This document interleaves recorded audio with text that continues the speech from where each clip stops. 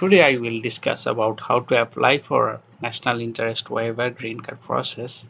Even though you have a master's degree or PhD degree, I build a roadmap for the NIW that can help you to go through the process and which materials you should collect.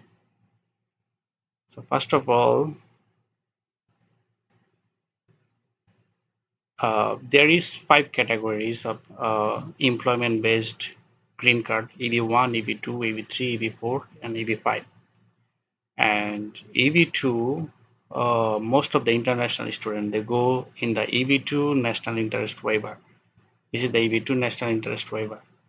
For the first step, that most of the applicant stuck with the I140, and then next step is I-485, then I-693 medical test, and the final in-person interview. In the whole process, 80% or 90% success of green card depends on the I-140 process. So what is I-140 process? Basically, USCIS officer they will evaluate your application based on the 3 proposed criteria. It's called Danaher criteria. The first criteria is that proposed endeavor has both substantial merit and national importance. Then the next criteria is well positioned to advance the proposed endeavor. And third criteria is beneficial for the US to waive the job offer and labor certificate. All right, let's go to the first criteria. So for the first criteria, you have to prove that you have both substantial merit and national importance. The supporting documents will be your research paper, most cases. So if you have a good number of journal, good number of citations in a famous, recognizable, high-impact journal, that will be good for your case. But you should have at least 1 or 2 papers, at least. This is the minimum one. And also you should have at least 2 or 3 citations. This is the minimum one. The more higher the citations, the more you have a good potentials to get the application approved. So research paper, it includes journal paper, conference paper, presentations, thesis paper, including your undergraduate thesis. That means your undergraduate thesis paper, master's thesis paper, PhD dissertation will count as a research article. All right. Presentation is actually how many presentation you made in different engineers club, university technology symposium. Then for say someone invite you to give a presentation on your research, then this type of presentation will count. So actually research paper count 3: journal paper, conference paper, and thesis paper. Presentation is different documents. The next one is recommendation letter. 5 to 8, you have to collect 5 to 8 recommendation letter. In the recommendation letter, there is 2 types of recommender. One is inner circle recommender or dependent recommender, and another is outer circle recommender or independent recommender. So the lawyer, most of them, they suggest from the independent inner or dependent one 2 to 4 letters, and outer 3 to 5 letters. First, you have to collect the CV to draft the letter by lawyer. And so who is the inner and who is the outer? Let's discuss about it. So inner is the your who knows you personally or professionally, especially your supervisor, graduate study supervisor, PhD supervisor, thesis committee, then your departmental director, dean. They know you personally and professionally also, or your boss, direct boss. you have pre-existing relationship. That means they already know your face and they know what you are doing. So this is called pre-existing relationship. Like supervisor, thesis committee member, your co-author in the paper, they are the inner circle dependent. And the outer circle or independent one is that who doesn't know you personally or professionally. That means, for example, you are studying in University of Tennessee, Chattanooga, and someone from MIT professor, he doesn't know you, or so he will be your outer circle recommender. No pre-existing relationship, that can be your journal paper committee publication. For example, you publish a paper in Elsevier and you approach to the uh, journal committee editor or someone who deal with that, then say that, okay, hey boss, can you give me a recommendation letter? Then they maybe agree or not agree, because if they don't know, you have to send in details email that it doesn't matter if you don't know me personally or professionally, because they don't know about what is NIW, what is the requirement. So you have to tell in the email details that it will not affect in your career if you give me a recommendation letter.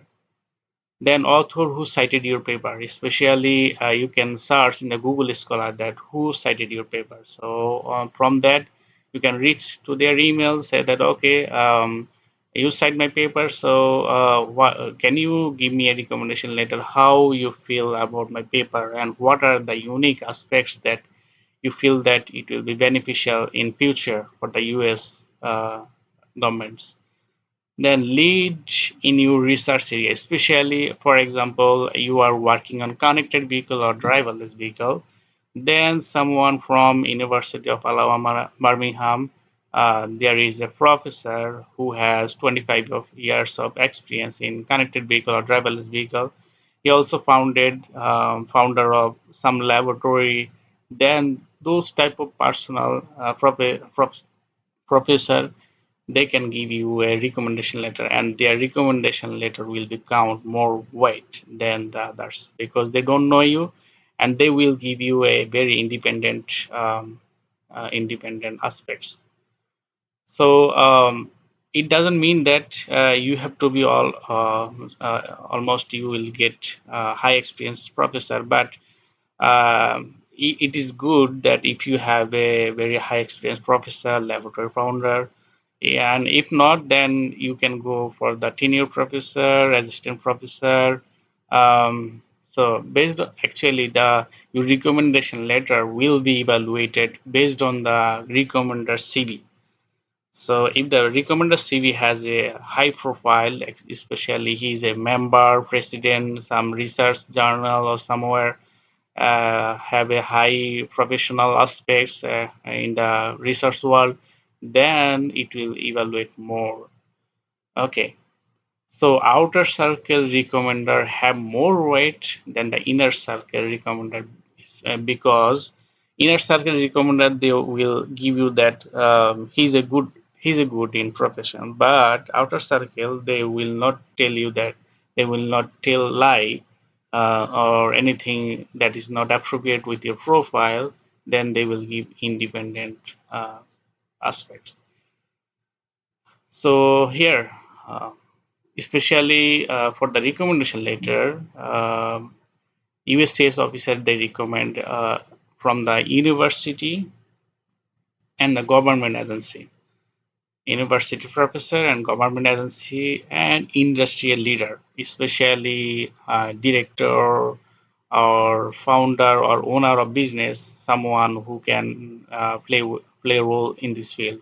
For example, an artificial intelligence company, you can take a recommendation letter from a artificial intelligence company director or CEO. That will impact more. Okay, so experienced professor who has lots of publications, citations, laboratory founder, good number of research paper, large amount of research fund from different agencies. And in the recommendation letter, the content is more important. So in the content, they will tell you how they know you. Either they are independent or dependent. They have to mention in the letter. Then why are you important? That means why your work is more important, than why USCIS officer should give you work authorization through green card compared to the American citizen. Then what are the achievements? That means your awards, research, training, license, all the achievements. They will discuss about it. Why you are unique compared to your peers. That means, for example, your peers have one journal, or you have a 7 or 8 journal, or you have a very advanced field knowledge. For example, you are dealing with artificial intelligence and drone, but your peers are dealing with concrete or something. I mean, this is exemplary, but you can take this one. Then how you are available for the United States nationwide. For say, you are working for some safety aspects. For say, you are working for the road transportation safety. You are making some guardrail, or you are making road infrastructure more safe, so the driver or the U.S. citizenship will not fall any scarcity of safety. So that's why you have to fill up some national importance, and that's why it's called National Interest Waiver. That means you are feeling some interest for the U.S. citizenship. That's why they will waive for the green card requirement. And will you replace U.S. worker or negatively impact U.S. economy? That means, first say you invent some technology or some software that replace U.S. worker. For say in the bridge construction, you make a autonomous bridge construction, some health monitoring system. So you are replacing actually the bridge inspector job. So in that case, USCIS will not give you green card because you are negatively impact US economy. On the other hand, that means you are taking other job. So in the whole process, the outer circle recommender is the most crucial one, and it is really tough one to find someone who doesn't know you and give you a green card. So yeah, if you manage all of them, that I can say that you will already complete 50% of green card process. All right.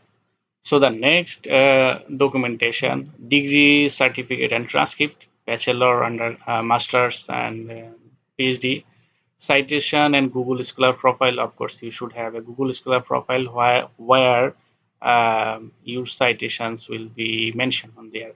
Then your training and certificate. For say you are you already take some online course, that will be a training. Then you take some training from different agency, or you attend a webinar, or something that have a certificate, or you can show some materials, so that you will be included. Then if you have a patent, that's really awesome. A patent, if you have a patent, that's really make unique. Then you have a contract, that means you did some work with the government agency, and your work makes some other contractual obligations or contractual money, then it will be a good materials. Then book chapter, if you write book chapter, that really make impact. Then journal reviewer, that means you are reviewing some journal. For say good journal, IEEE journal, or TRV journal, or some very famous journal, that makes a really good impact one. Then, or you can another criteria is the decision or policy making. That means you are in a position that you are making some important decision, or you are making some policy making that can help you. So you have to make some reference material or authorized paperwork for that, for supporting this one. Then your award, scholarship, fellowship, job offer, PhD offer. For say um, you applied five different university and you got the PhD offer from five different universities. So you can show them as as a documents. Also job offer. For say you have a three or four job offer from different. That means you have a quantifying financial aspects. For say one job offer you 70K or one PhD offer you 3K. So that means you have some quantifying financial aspect. That means you have some value. Then fellowship, award, scholarship. Almost we have scholarship like you can say research assistant, teaching assistant, or anything else. Internship. Then university invitation for research or lab visit. So most of the PhD student they are got invited from different university to help their research or say or when you go there and for the PhD admission, most of the professors say that okay, come to visit my lab before joining university. That will be one. So you can show the receipt or pictures. Some pictorial diagram will be a document. For example, some of the award can be lost, so you can be you can manage a memo from the authorized award. For say, in my undergrad, I got some scholarship from the government, so I can make a memo from the university professor that I got the award, but right now I don't have the award. So that will be one document. Then if you have license, professional membership, or say you are a member of AC or ACI, American Concrete Institute, or different transportation agency, and you have the license, professional license, PE or FE, something that can that will include Hello in your profile. Then US government funded project. First, say you when you did your master's research, you did some research that are funded by US government.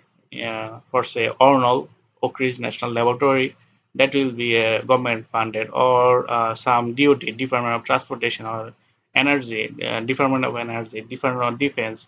Those are the government funded project, and it will give you more impact.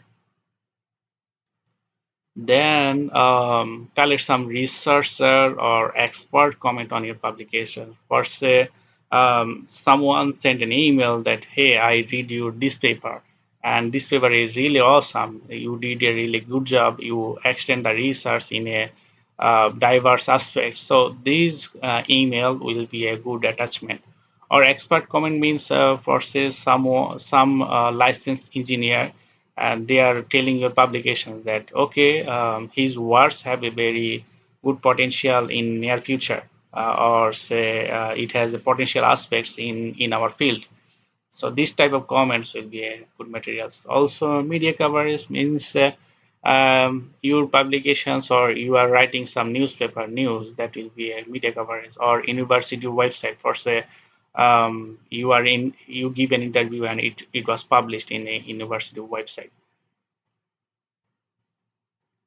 Then blog or wiki. So you write some blog. You are writing some blog, or you write some wiki on your work, or you can write a Wikipedia on yourself. For say, I'm writing a wiki on Murad Al Quraishi and what his achievement, where he come from, why he is important for the world.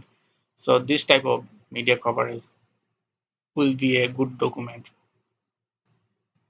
Then in the appreciation letter for someone, for example, in your university, a professor take your one of the course, and he found that you are a really outstanding student and you are doing some assignment in a really unique way, or your code, your programming language, or thinking or research really appreciable.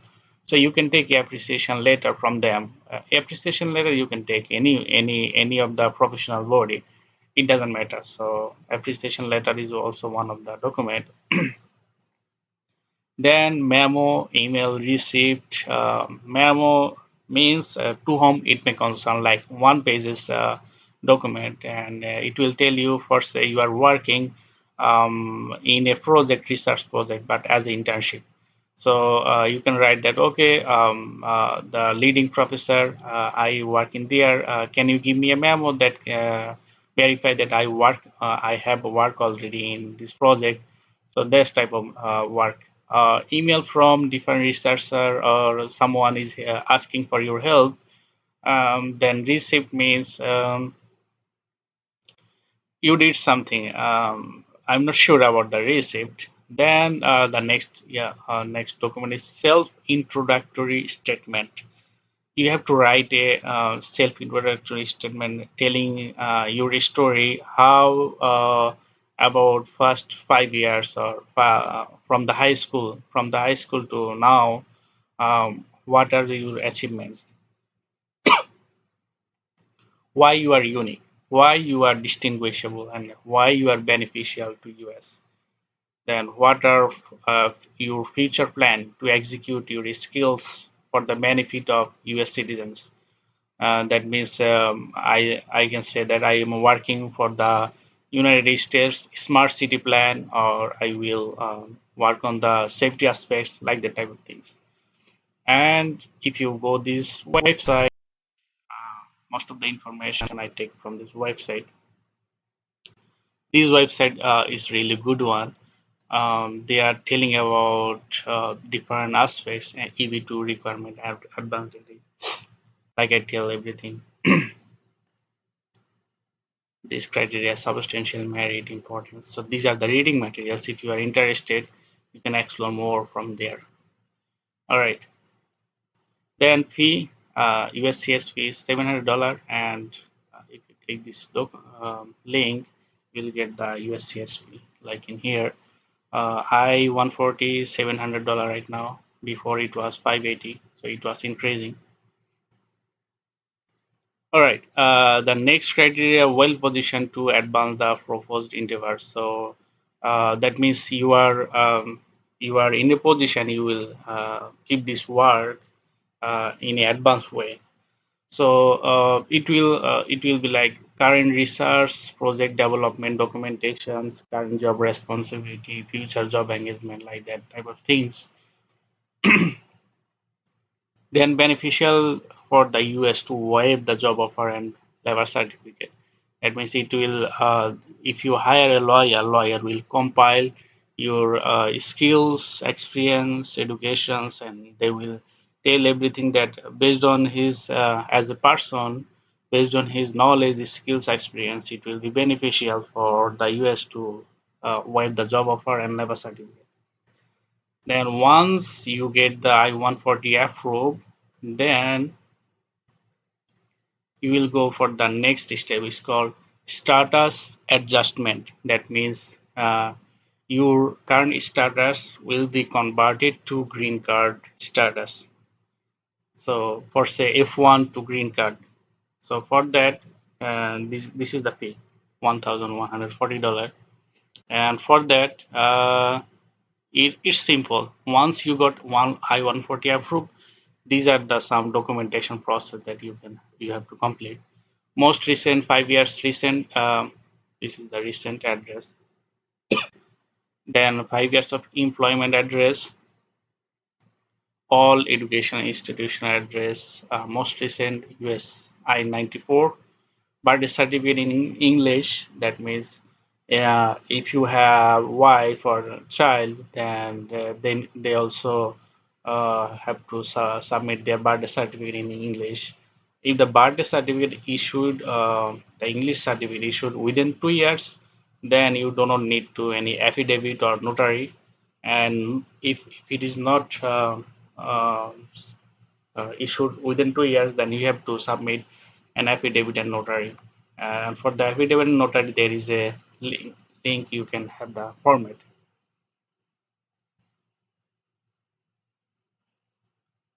So these are the some reading materials. All right, if there is a materials in here. If you this is the format, you can take this one. Then after your one I-485 approved, you will get green card EAD card, like it is a OPT card. I-76065, you will get the green card EAD. That means you are allowed to work using this card. So in this process, you can add your family members, especially wife, children, in this process, and they also get the green card EAD in the same process. Next step, I-693 medical test. So mainly they will review your medical history, immigration record, physical, mental evaluation, drug, alcohol screening, test for various disease and illness. For the uh, US approved doctor, you can find the doctor from here, giving your address or zip code. This is the some reading materials for the exam. All right. For the final interview, in-person interview, they will call you and give you a set of a interview for that. And compilation is that you can do the whole process by yourself, or you can hire a lawyer. So lawyer will evaluate your CV first. That he will say that okay, petitioner, your CV is really impressive. I will take your case. Or he can say that okay, petitioner, you have to wait some month or some year to get more citations or to get more paper or something. He will recommend you. So he will draft some of the recommendation letter, and also he will review some of the recommendation letter draft by you. Then he will compile all the case and make a cover letter preparation. That cover letter is very important, and he will argue on the cover letter that okay, my petitioner has this paper, this research paper. Then he passed three of the category, or he can also take some comment from the recommendation letter. For example, some directors say that okay, this petitioner is really national, carry the national importance. He's the strong candidate for the EB-2 category. So he will take some of the comments from your documents, especially from recommendation letter, from memo, from other side where people are talking about. Then also lawyer give you some legal advice. Um, and okay, so in the United States, the most famous one is the chain immigration. They are really really good. I mean, they will give you guarantee. For say, I will take your case 100% guarantee. If I fail, I will return all of your money. So, but chain immigration, they are really competitive. They don't take usual case. So for that, if you have a high profile, for say you have a PhD degree, or some patents, or you have for say good citation number, then you have a postdoc, then chain immigration, they generally take it. It's in general. That doesn't mean that they will not take it. Just you can contact with them from this website. This is the North American Immigration Law Pharmacy. And you can contact with them and send you CV and say that okay, is it possible to get a green card with my CV? Then they will tell you something. For the pre-evaluation, go there. Pre-evaluation means they will evaluate your CV, that is it fit for the green card or not. All right. And Zhang and Associate, they are really good. They communicate with the petitioner, make a good communication, and very professional. But their cost is high. If you get RFE, then they will charge you extra $4,000. And this is their website. You can also get a free valuation from them. Then the next one is Andrew and Jean and Associate. Their cost is 5K to 6.5K you can send an email to them and tell about that send an email with your CV and ask for the evaluation. And ARCL and immigration, I'm not sure about that. This is the one. So the whole process, I'm Murad Al Qureshi, and this is my website. You can visit this website to what I am doing right now. Then this is my research work, uh, my career. I did some research work in my master's degree, artificial intelligence and drone. This is the higher study. If someone interested, I put a lots of materials in there.